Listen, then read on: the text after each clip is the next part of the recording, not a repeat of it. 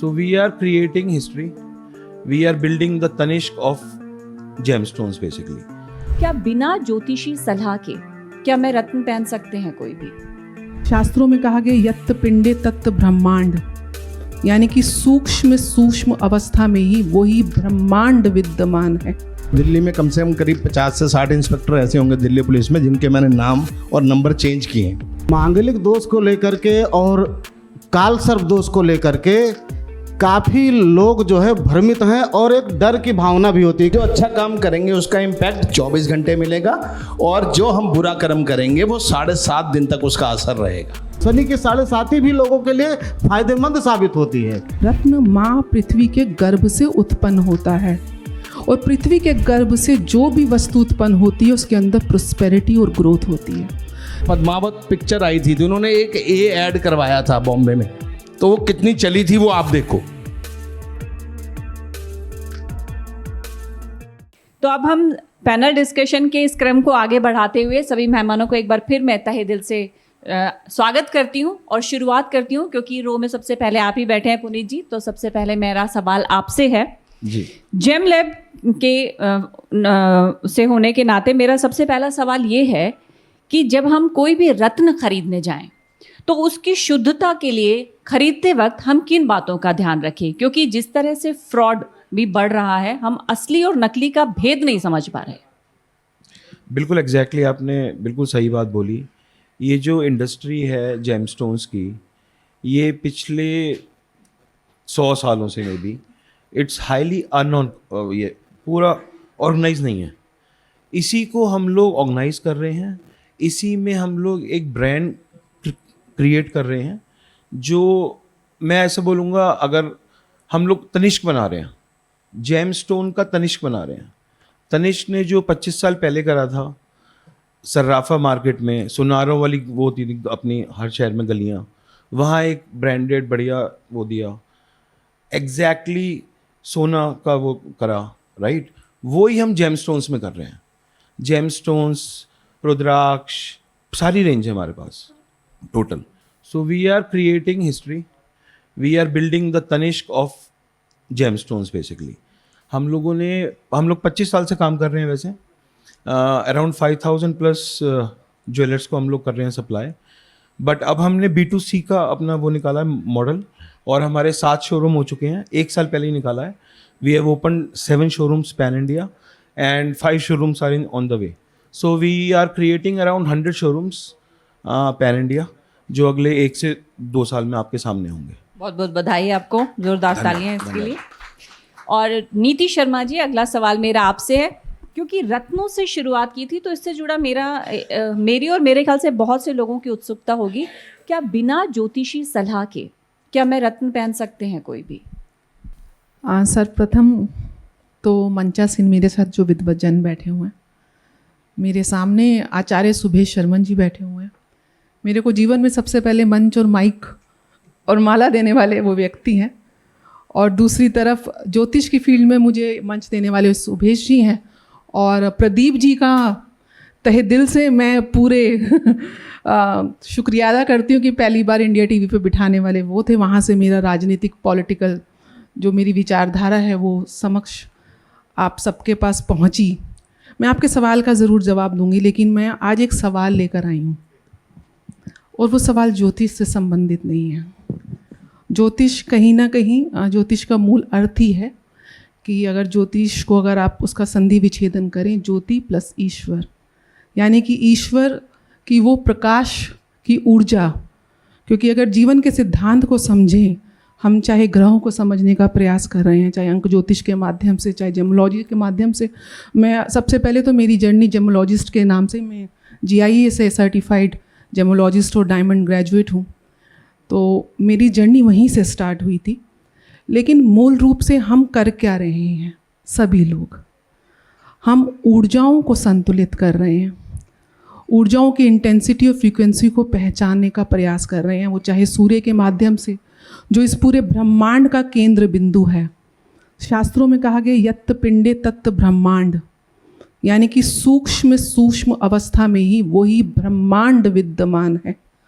जो सबसे ज़्यादा छोटा पार्टिकल है वो एटम है, और एटम की संरचना क्या है? सेंटर में न्यूक्लियस है, न्यूक्लियस के अंदर न्यूट्रॉन्स और इलेक्ट्रॉन्स हैं, और आसपास प्रोटॉन्स रिवॉल्व कर रहे हैं। वही तो हमारा सोलर सिस्टम है। वही अगर बिग बैंग थ्योरी समझें तो जितने भी गैलेक्सीज हैं एक दूसरे से केंद्रित हैं, वो उसी ऊर्जा के साथ, उसी सेम फ्रीक्वेंसी के साथ मूवमेंट कर रही हैं। और जिसको हम गॉड बोलते हैं, जनरेटर, ऑपरेटर, डिस्ट्रक्टर, वही इलेक्ट्रॉन्स, प्रोटॉन्स, न्यूट्रॉन्स, जिसमें इलेक्ट्रॉन्स को हम जनरेटर की संज्ञा देते हैं। अगर आप साइंटिफिकली समझेंगे, मैं साइंस की स्टूडेंट हूँ, तो एक वो विस्तार में विषय चला जाएगा। लेकिन मैं जो प्रश्न लेके आपके सामने आई हूँ, 4-5 दिन से मैं बहुत डिस्टर्ब्ड हूँ। इसलिए डिस्टर्ब्ड हूँ कि हमें जितनी भी मेहनत कर रहे हैं, जितनी भी ऊर्जाओं का संचालन कर रहे हैं, जितनी भी प्रोस्पेरिटी हम आगे लेके जा रहे हैं, हम किसके लिए कर रहे हैं? ये देह तो एक दिन चला जाएगा, जो निश्चित है। जीवन आपने लेना है वो निश्चित नहीं है, लेकिन मरण आपका निश्चित है जिस दिन आपने जीवन लिया। और ये केवल इंसान, एक मानव जाति ऐसी है जिसके पास वो बौद्धिक क्षमता है कि उन ऊर्जाओं की स्ट्रेंथ को समझे। और उसमें भी ये भारत भूमि है जिसने इस ज्ञान को जन्म दिया है, विद्यमान किया है। देवों की भूमि कहा जाता है। पूरे विश्व में एकमात्र हमारा देश है जिसको माँ की संज्ञा देते हैं। अब बात हुई थी कि जेम्स और ज्योतिष का क्या कनेक्शन है। देखिए, ज्योतिष में हम नवग्रहों की पूजा करते हैं, नवग्रहों का अध्ययन करते हैं। बाहरी ग्रह भी हैं, लेकिन मूल रूप से हमारे वैदिक सिद्धांत सब उसमें नवग्रह ही हैं। हर ग्रह किसी न किसी ऊर्जा से लिंक्ड है, जैसे मैंने बताया। इसी प्रकार हर ग्रह का एक रत्न है। अब मान लीजिए, फॉर एन एग्जाम्पल, ज्योतिष के स्टूडेंट्स मेरे सामने सब बैठे हुए हैं। हमें रत्न धारण क्यों करने चाहिए? सबसे पहली, रत्न को धारण करने का जो मूल सिद्धांत है, हर तरीके से हम अपने ग्रह को शांत करते हैं, पूजा के साथ, अनुष्ठान के साथ, मंत्रों के उच्चारण के साथ, दान के साथ, लेकिन रत्न से भी उपाय करते हैं। उसका मूल कारण है, रत्न माँ पृथ्वी के गर्भ से उत्पन्न होता है, और पृथ्वी के गर्भ से जो भी वस्तु उत्पन्न होती है उसके अंदर प्रोस्पेरिटी और ग्रोथ होती है। चाहे वो वेजिटेशन हो, चाहे आज आप देखिए तेल मिलता है पृथ्वी के गर्भ से, समुद्र के गर्भ से मिलता है। तो पृथ्वी के गर्भ में ही प्रोस्पेरिटी है।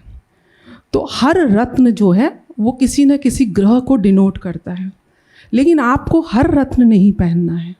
सबसे पहले तो अपनी जो जन्म कुंडली है उसको आप अध्ययन करें। त्रिकोण के स्वामी, यानी कि केंद्र, पंचम भाव और नवम भाव, भाग्य भाव के स्वामियों का आपको रत्न धारण करना चाहिए, तब जब उसके लॉर्ड आपकी कुंडली में स्ट्रांग हो। अगर लग्नेश होकर चंद्रमा अष्टम भाव में चला गया कुंभ राशि में, तो वो पीड़ित हो गया। रत्न एक प्रकार से हम हाथ में धारण करते हैं। इसी प्रकार से जैसे मैंने यत्त पिंडे तत्त ब्रह्मांड का सिद्धांत बताया, आपके हाथ में भी वही पिंड स्थापित है, आपके हाथ में भी वही सूक्ष्म अवस्था में ग्रहों की ऊर्जा स्थापित है। जो पहली उंगली है वो जुपिटर की उंगली है, यानी कि गुरु की उंगली है, दूसरी शनि की उंगली है, तीसरी सूर्य की उंगली है, चौथी बुध की और चंद्रमा दोनों की उंगली मानी जाती है, क्योंकि माउंट इसके नीचे माने जाते हैं। माउंट यानी कि उसकी ऊर्जा जहाँ पे केंद्रित होती है, और जो थंब है उसके नीचे शुक्र का माउंट होता है। अब आपको ये माउंट्स जो होते हैं, जिस प्रकार से आपका मोबाइल डिस्चार्ज हो जाता है तो आप चार्जर लगाते हैं, सिमिलरली आपको अपने उन माउंट्स को चार्ज करना है। अब माउंट्स को तो आप इलेक्ट्रिक करंट दे नहीं सकते, आपकी ह्यूमन बॉडी रिसेप्टिव, आपको करंट लग जाएगा। तो उसके लिए जो रत्न है वो कॉस्मिक एनर्जी से स्वतः ही पृथ्वी के गर्भ में बने हुए हैं। फॉर एन एग्जाम्पल, बुध जो है वो हरे रंग का को डिनोट करता है, और पृथ्वी के अंदर ही जो मरकुरी का स्टोन है वो पन्ना, जिसको हम एमरल्ड बोलते हैं। यानी कि ज्योतिषी सलाह लेनी चाहिए, बिना सलाह के नहीं, क्योंकि आपको ये भी देखना है आपकी महादशा किसकी चल रही है, वो प्लैनेट स्ट्रांग है, स्टडी के उसी को स्ट्रेंथ देना है। अगर नेगेटिव प्लैनेट को आपने धारण कर लिया तो आपके प्रभाव हो सकता है, क्योंकि आपको पावर उसी को देनी है जिसकी आपको स्ट्रेंथ जीवन में चाहिए। थैंक यू सो मच नीति जी, आप उसको study thank you so much. और अब अगला सवाल मेरा गुरविंदर सिंह बंटी जी आपसे है। आपके प्रोफाइल के आगे जब मैंने नेम एंड मोबाइल वो न्यूमरोलॉजी देखा तो मेरे मन में भी जिज्ञासा हुई, मोबाइल न्यूमरोलॉजी और नेम न्यूमरोलॉजी कैसे काम करती है? क्या इससे वाकई कुछ परिवर्तन आता है जीवन में? सबसे पहले तो मैं यूनिवर्स को थैंक्स बोलूँगा कि जिसने हमें इस विद्या की ओर बढ़ाया और अपने ऐसे जोड़ा अपने साथ। और उसके बाद मैं सबको नमन करूंगा, क्योंकि सारे मेरे जो बड़े हैं मैं उनको चरण वंदना भी करूंगा। और प्रदीप जी, आप भी अगर आपको ध्यान हो तो एक हम किसी पॉलिटिकल शो में मिले थे, तो मैंने आपको मोबाइल नंबर चेंज करने के लिए बोला था। प्रदीप जी ने तो किया था, आपने नहीं किया। तो इसका इम्पैक्ट बहुत पड़ता है। आज की तारीख में अगर आप देखें, हर इंडस्ट्री में अगर कोई फिल्म स्टार है, नॉर्मल लोग हैं, बहुत सारे लोग यहाँ भी होंगे जिन्होंने अपने नाम में कुछ अल्फ़ाबेट चेंज किए होंगे, क्योंकि अगर हमारा नाम राहु के ऊपर है तो हम उसको चेंज करते हैं। और जहाँ तक मोबाइल का है, मोबाइल में भी अगर कोई चीज़, जैसे बहुत सारे लोग यहाँ होंगे, अगर कोई पूछना भी चाहे किसी के फ़ोन में अगर 16 या 61 है, 27 या 28 है, 72 है, 82 है, तो इनके इम्पैक्ट हैं और उसको चेंज करते हैं। प्रदीप जी भी बताएंगे, इन्होंने नंबर चेंज किया है, मैंने भी खुद किया है। आई बिलोंग टू ऐसे एक फैमिली और मेरे सभी घर वालों ने अमृत छका हुआ है, लेकिन सबके नाम और मोबाइल नंबर मैंने इस विद्या से चेंज किए हैं। जो एक्चुअली कोविड में और कुछ फ़ायदा हुआ नहीं हुआ, वो इसमें हमने इसको यूटिलाइज़ किया। बेसिकली मैं सेल्स उसमें था, हल्दीराम में नॉर्थ इंडिया हेड था। और उसके बाद जब थोड़ा सा मैंने इसको छोड़ा तो प्रॉपर्टी में शुरू किया। और मेरे पास एक क्लाइंट आए प्रॉपर्टी ख़रीदने के लिए, तो उन्होंने तो प्रॉपर्टी ख़रीदी नहीं। मैंने उनसे पूछा आप क्या करते हो, तो ही सेड कि भाई मैं न्यूमरोलॉजिस्ट हूँ। अगर आप में से किसी ने आप कोई पता हो तो अंकित बत्रा न्यूमरोलॉजी वाले इस वक्त बहुत अच्छे उसमें, तो वो मैं उनका क्लाइंट बन गया, वो तो बने नहीं। और उन्होंने मुझे इतना अच्छा सिखाया। अभी मैं पिछली बार भी नहीं आ पाया था क्योंकि न्यूजीलैंड था और अब भी मैं था, तो वहाँ पर मैं मतलब वहाँ पर ये नहीं कि हम लोग करते हैं, वहाँ के लोग भी करते हैं। वहाँ पर भी मैं 4 घंटे मंदिर में बैठ के और वहाँ उनको बताता था। आप यहाँ पर तो नंबर लेना थोड़ा सा मुश्किल है, वहाँ पर आप स्टोर पे जाओ, वो 20-30 नंबर देंगे, आप नंबर बनाओ और वो दो। और कभी भी उन्होंने ये नहीं कहा कि इतने पैसे। स्टोर पे वहाँ पर आप नंबर लेने जाओगे तो उसके चार्जेस नहीं है, यहाँ तो हमें पे करना पड़ता है। आपको क्लाइंट वहाँ लेके जाता है, अगर इम्पैक्ट नहीं हो तो वहाँ लोग क्यों चेंज करेंगे। अभी लेटेस्ट मैंने आपको बताऊं, अभी शहनाज गिल लेटेस्ट है, और दिल्ली में कम से कम करीब 50 से 60 इंस्पेक्टर ऐसे होंगे दिल्ली पुलिस में जिनके मैंने नाम और नंबर चेंज किए हैं। और उनको इम्पैक्ट, उनको तो बेसिकली नहीं कहना चाहिए कि उनको तो पैसे चाहिए, दे वांट मनी किसी भी तरीके से, और उनको बेनिफिट होता है और वो आगे बोलते हैं। तो ये ऐसा नहीं है कि इम्पैक्ट नहीं होता। आप हर चीज़ में देखो, अगर आप बहुत सारे लोग हैं जिनके आप मोबाइल नंबर चेक भी करोगे, इससे पहले मोबाइल नंबर ये नहीं कि हम किसी को किसी भी नंबर पे दे देंगे। जिस तरीके से कुंडली बनती है ऐसे ही इसमें रिपोर्ट एक बनती है, उसमें लक्की नंबर अनलक्की नंबर निकाले जाते हैं। अगर जैसे आपके नंबर उसमें मल्टीपल 7 है तो उसकी भी रेमेडी दी जाती है, क्योंकि अगर आपकी प्लेट में 4 रोटी हैं तो आगे आप रोटी नहीं मंगाओगे, सब्जी मंगाओगे। तो ऐसे ही इसमें है, इसमें जिस तरीके से हार्ट का है उसमें स्टंट डलते हैं, ऐसे ही इसको सेव करने के लिए हम रेमेडीज़ देते हैं। अभी मैम ने एक क्रिस्टल्स के बारे में बताया था, मैंने ये क्रिस्टल पहना हुआ है, ये हकीक है, अगर कोई जानता हो तो। अगर किसी को सूट कर जाए मैं पहना दूं, और हम सब उस फ्लाइट में हैं और उसने हकीक ये पहना हुआ है, फ्लाइट का अगर क्रैश होगी तो उस आदमी को खरोच आएगी, बाकी मर जाएंगे। मेरा न्यूजीलैंड में इतना ब्लंडर एक्सीडेंट हुआ, आपको दिखाऊं कि वो गाड़ी जो है मेरे लीवर तक, जहाँ गियर लीवर होता है वहाँ तक उसने हिट की, और जिसने हिट की उसकी तो नाक की हड्डी टूट गई। मेरे बैग नहीं खुले और मुझे खरोच भी नहीं आई। तो ये क्रिस्टल आप देखो, विश्वास तो करना ही पड़ेगा इस विद्या के ऊपर। आप ये नहीं है कि आज ही फूंक मारे मैंने आपका नाम चेंज किया, हिमांशी जी में एक अल्फ़ाबेट डाल दिया तो वो सुपर वो बन गई, तो ऐसा नहीं है। It will take time, slowly होता है, इसका इम्पैक्ट होता है। आज अगर कोई 8 नंबर वाला है यहाँ पर जिसकी डेट ऑफ बर्थ 8, 17, 26 है, वो बता देंगे जो काम आपका एक दिन में होगा उनका मल्टीपल होगा। अगर आपने यहाँ से कनॉट प्लेस जाना है तो आप यहाँ से मेट्रो या ऑटो पकड़ेंगे, चले जाएंगे कनॉट प्लेस सीधा। ये ऐसे नहीं जाएंगे, ये पहले यहाँ से धौला कुआं जाएंगे, वहाँ से नारायणा जाएंगे, ये 8 नंबर वाले होते हैं। ये फैक्ट है, मैं हूँ। क्योंकि हमारे जो वो है शनि वाला ग्रह चलता ही लेट है और स्लो चलता है, तो ये इम्पैक्ट है। आप किसी ने कोई भी हो, आप किसी अच्छे उस पर न्यूमरोलॉजिस्ट पे जाओ, आप अपनी दिखाओ, डेट ऑफ बर्थ एग्जैक्ट हो, वो आपका चेंज करेंगे। आप अल्फ़ाबेट चेंज करके देखो, आप देखो सिर्फ एक नाम के, अभी पीछे वो पद्मावत पिक्चर आई थी तो उन्होंने एक ए ऐड करवाया था बॉम्बे में, तो वो कितनी चली थी वो आप देखो। आज हर कोई टाइम भी देखता है, नाम भी चेंज करता है, मोबाइल मैक्सिमम लोग चेंज करते हैं, ऐसा नहीं है कि नहीं, और क्योंकि इम्पैक्ट पड़ता है इसलिए लोग करते हैं। तो ये ज़रूरी भी है, मैं ये नहीं कहूँगा कि कोई इसके बारे में क्या कहता है, लेकिन इसका इम्पैक्ट पड़ता है। आप करवा के देखो, किसी के नंबर, अगर मोबाइल नंबर में जैसे नंबर हैं वो भी आप चेंज करके देखो। पहले लोग ले लेते थे मल्टीपल 4 ले लिया, मल्टीपल 8 ले लिया, मेरे सारे बहुत सारे 8 हैं, तो उसका इम्पैक्ट उनको पड़ता है, ऐसा नहीं है। ठीक है, thank you so much Bunty ji. और अगला सवाल मेरा पंडित संदीप शास्त्री जी आपसे है। बहुत बहुत स्वागत सबसे पहले आपका। और ज्योतिष को लेके हम सब में एक उत्सुकता रहती है कि अपना भविष्य हम जानें, तो आपने इतने अनुभव के साथ अगर मैं आपका सवाल आपसे ये पूछना चाहूँ कि एक ऐसा भ्रम जो आप ज्योतिषी होने के नाते चाहते हैं कि वो ज़रूर दूर होना चाहिए ज्योतिष को लेके, और अक्सर वही आपसे आके पहला प्रश्न पूछते हों लोग। सभी गणमान्य अतिथियों का पहले बात मैं स्वागत करता हूं और सभी को प्रणाम करता हूं। आज की डेट में मैं, कोई अगर आता है मेरे पास, और कई बार ऐसा होता है कि कोई ज्योतिषी उनको कुछ बताता है, कोई भ्रमित करने का काम करता है, बहुत सारी चीज़ें हैं। और सबसे बड़ा सवाल जो आता है इस समय हमारे पास, वो आता है काल सर्प दोष और मांगलिक दोष को लेकर के।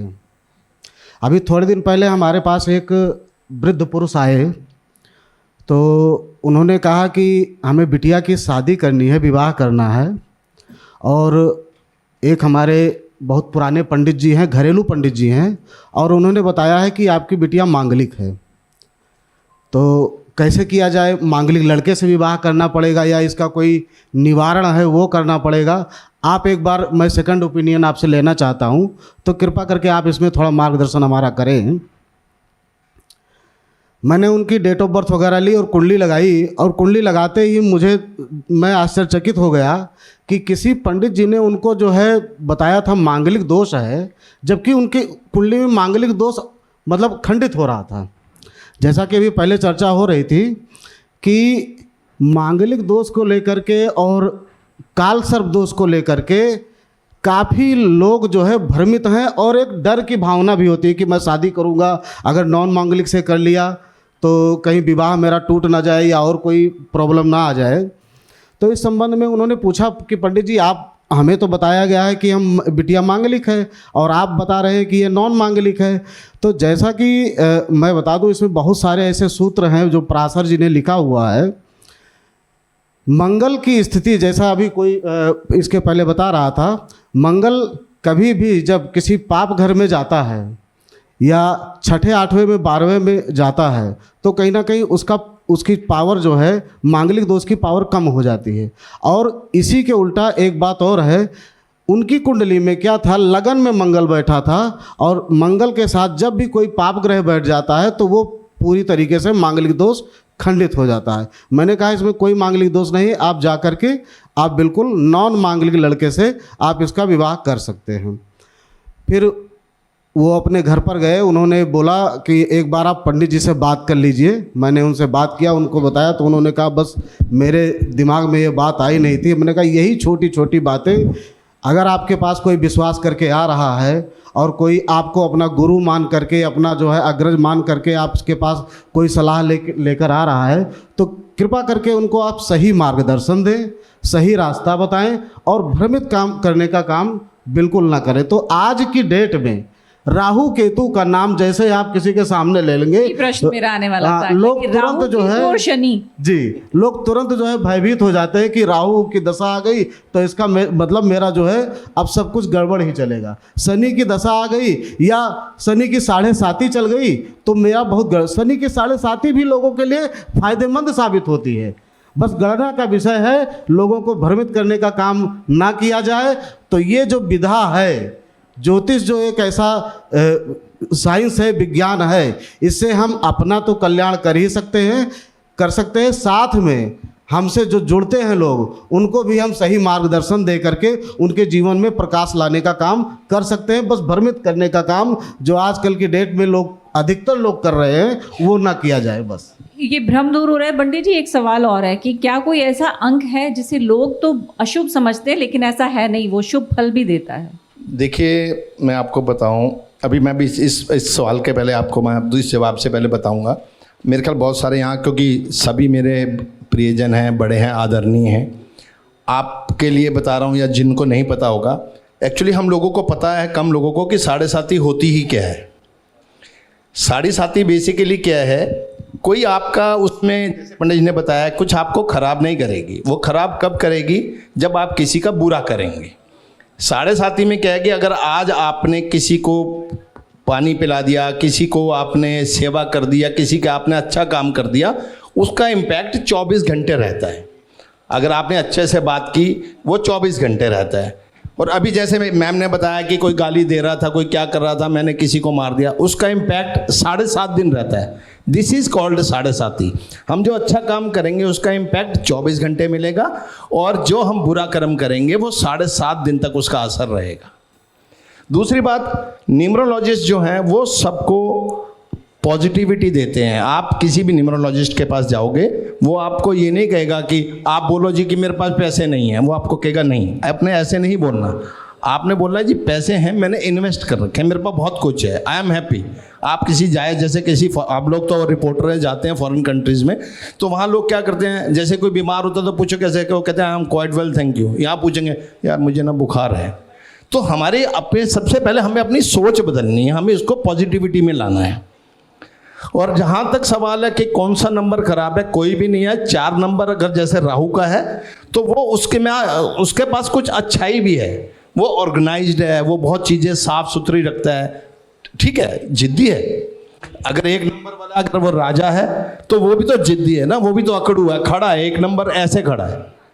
तो हर एक के मेरिट और डिमेरिट हर एक के होते हैं। तो ये नहीं है कि आप ये कहो कि अच्छा ये बुरा है। अगर कोई 8 में पैदा हुआ है तो वो बुरा ही है, नहीं, ठीक है, उसके काम थोड़े। अगर 5 वाला, जैसे हमारे में तो कहते हैं जी किसी के 1, 3, 5, 6, these 4 numbers are very lucky, क्योंकि 5 नंबर बुध का पैसा देता है और 6 नंबर लग्जरी का शुक्र देता है। तो ये है नंबर। अंकगणित और एस्ट्रोलॉजी और न्यूमरोलॉजी दोनों बहन भाई हैं, लेकिन थोड़ा सा इनको डिफाइन करने का तरीका अलग है। नीति वास्तु एक्सपर्ट भी है। नीति, एक सवाल और है मेरा आपसे कि वास्तु को कैसे एक्सप्लेन किया जाएगा? क्या ये एक साइंस है या ये कोई आस्था है, और सही सलाह है या सिर्फ गुमराह किया जा रहा है? इसमें हम भेद कैसे करें, अंतर कैसे? देखिए, ना तो वास्तु ना कि ज्योतिष, ये जितनी भी ऑकल्ट साइंसेस हैं ये पूर्ण रूप से साइंटिफिक बेस है। लेकिन जैसे आप एक किसी साइंस के फॉर्मूले को एंड में प्रूव कर सकते हो, इसमें परम्यूटेशन कॉम्बिनेशंस बहुत ज़्यादा होती हैं। हम लगन चार्ट की बात कर रहे हैं, ग्रहों की बात कर रहे हैं, बट डिटेल में जाएंगे तो हमें डिविजनल चार्ट्स देखना है, स्ट्रेंथ देखनी है, अष्टक वर्ग देखना है, there are plenty of things. उसके बाद आप एक कंक्लूजन में आते हो। उसके बाद भी आपने भाई साहब से प्रश्न पूछा था, ज्योतिष में सबसे बड़ा मिथ क्या है? सबसे बड़ा मिथ ये है कि ज्योतिष को आप जादू समझने लग जाते हो, मैजिक नहीं है। और सबसे बड़ा उसके ऊपर ज्योतिष का सिद्धांत ये है कि आपके कर्मों पे आधारित है। शनि की 7.5 में प्रधानमंत्री इंदिरा गांधी ने शपथ ली थी। तो आपके कर्म, अगर उसके ऊपर आपकी दशा अच्छी आ जाए और शनि की प्लेसमेंट अच्छी हो, जैसे कि शुक्र लगन है मतलब शुक्र की राशियां हैं या उसका लगन है, तो वहाँ पे तो शनि योग कारक ग्रह हो जाते हैं। सिमिलरली वास्तु में भी हम उन्हीं ग्रहों की ऊर्जाओं को पकड़ते हैं। एस्ट्रो वास्तु का एक कॉन्सेप्ट है लाल किताब में, उसको ज़रूर, मैं समझती हूँ यहाँ पे ज्योतिष के विद्यार्थी और मेरा अपना अनुभव है, वो बहुत एक्यूरेट आता है। क्योंकि एक ही बिल्डिंग में आप मानिए हिमांशी जी, साउथ फेसिंग घर का ब्लॉक है, लेकिन उसी घर की एक एंट्रेंस में आपको तो बहुत अच्छे रिजल्ट्स मिल रहे हैं, लेकिन भाई साहब को अच्छे नहीं मिल रहे हैं। उसका सबसे बड़ा कारण ये है कि साउथ दिशा आपके लिए योग कारक हो सकती है, वो मंगल की दिशा है, ऊर्जा की दिशा है, और आपका कार्य ऐसा है जहाँ पे highly intensive action oriented work is needed. But भाई साहब की ऐसा वर्क है जिसमें इंटेलेक्चुअल एक सिटिंग काम की ज़रूरत है। तो वहाँ पे जो एस्ट्रो वास्तु का सिद्धांत है वो बहुत अच्छा है। उसमें हर भाव को एक दिशा के साथ डिनोट किया गया है। यानी कि अगर आप मैं सूक्ष्म दे देती हूँ, जैसे कि प्रथम भाव है वो ईस्ट दिशा है, क्योंकि वहाँ सूर्य उदय हो रहा है, वही आपका लगन है। दूसरा जो भाव है वो नॉर्थ वेस्ट डायरेक्शन है, तीसरा साउथ है, चौथा नॉर्थ ईस्ट है। अब चौथा घर नॉर्थ ईस्ट है। यहाँ पे आप ज्योतिष और ग्रहों को समझने का प्रयास करें, वास्तु के साथ कैसे वो एमलगेशन करता है। नॉर्थ ईस्ट फोर्थ हाउस को एस्ट्रो वास्तु की कुंडली में दिखाता है। वो हाउस है जहाँ पे जुपिटर उच्च के होते हैं। नॉर्थ ईस्ट वो दिशा है जहाँ वास्तु पुरुष का सर माना जाता है। तो अगर वहाँ पर नॉर्थ ईस्ट में, हम वास्तु में बहुत सिद्धांत है कि ईशान कोण जो नॉर्थ ईस्ट है वहाँ पे वॉशरूम ना हो, ऐसा जहाँ पे आपने, जहाँ वास्तु पुरुष का सर है, आपका सीपीयू है, आपकी ऊर्जाएं आप कहाँ से संचालन कर रहे हो? आपके ब्रेन से। वो ब्रेन का एरिया है नॉर्थ ईस्ट ईशान कोण। अगर वहाँ पे मैंने कोई नेगेटिव एक्टिविटी कर दी, जैसे कि शौचालय बना दिया, शौच का काम है डिस्पोज करना। शौच के लिए जब आप कोई भी सैनिटरी आप बिल्डिंग का देखेंगे तो जो सबसे बड़ी नाली है वो आपका बाथरूम के टॉयलेट के साथ कनेक्ट होती है। यानी कि वहाँ पे आपने एक होल क्रिएट कर दिया जहाँ पे आप डिस्पोजल एक्टिविटी कर रहे हो, और वही आपका थॉट प्रोसेस की जोन है दिशा के वाइज। अब वहाँ पे जब डिस्पोजल हो रही है तो ऐसे घर में, ऐसे लोगों के साथ या ऐसे जातक जिनके घर में नॉर्थ ईस्ट के टॉयलेट्स होते हैं, वहाँ पे उनकी मेंटल एनर्जीज डिस्टॉर्ट रहती हैं, हमेशा टेंशन रहेगी, पीड़ा रहेगी। एक्यूट केसेस में अगर वहाँ पे राहु बैठा हुआ है आपकी कुंडली में, थोड़े शॉर्ट तो में वहाँ पे मैं शॉर्ट यही बोलना चाहूँगी कि पूर्ण रूप से साइंटिफिक है। वास्तु कहीं से भी भ्रम नहीं है। अग्नि की ऊर्जा में अग्नि का काम करेंगे, फायर एनर्जी का, तो आपको एनर्जी देगी। वहीं पे अगर आप वाटर को स्टैब्लिश कर देंगे तो अग्नि को ठंडा कर देगी। तो जब, और आपको वाटर की एनर्जी चाहिए, वाटर फ्लोइंग है, नॉर्थ की डायरेक्शन है, अपॉर्चुनिटीज़ को लेकर आता है, वो निरंतर आता रहना चाहिए। वहाँ पे अगर आपने अग्नि को स्टैब्लिश कर दिया तो एंटी एनर्जी स्टैब्लिश कर दी। बेसिकली पंचभूतों को हम बैलेंस करते हैं अपनी डायरेक्शंस के साथ, और जब उन डायरेक्शंस के पंचभूतों के अकॉर्डिंग हम काम करते हैं तो चीज़ें सिंक्रोनाइज होती हैं और उसके पॉजिटिव रिजल्ट्स मिलने लगते हैं। लेकिन पर्टिकुलर कुंडली में जातक की अपने ग्रहों की प्लेसमेंट्स ज़रूर देखनी चाहिए और उसके हिसाब से ही रेमेडीज़ देनी चाहिए। Generic remedies not work always, because यहाँ पे बहुत कस्टमाइज रेमेडीज़ देनी चाहिए according to the placement of the planets at the particular house, denoting the direction according to Vastu. Thank you Niti, और बाकी पैनलिस्ट का भी मैं शुक्रिया अदा करती हूँ, क्योंकि अब धीरे धीरे इस तरह से हमारे 13 पैनल डिस्कशंस हैं, तो औरों को भी वक्त देना होगा। बहुत बहुत धन्यवाद, और ज़ोरदार तालियों से सभी का धन्यवाद व्यक्त कीजिए। इस ऊर्जा से भरपूर और रोचक तथ्यों के साथ नई जानकारियाँ हमें मिली।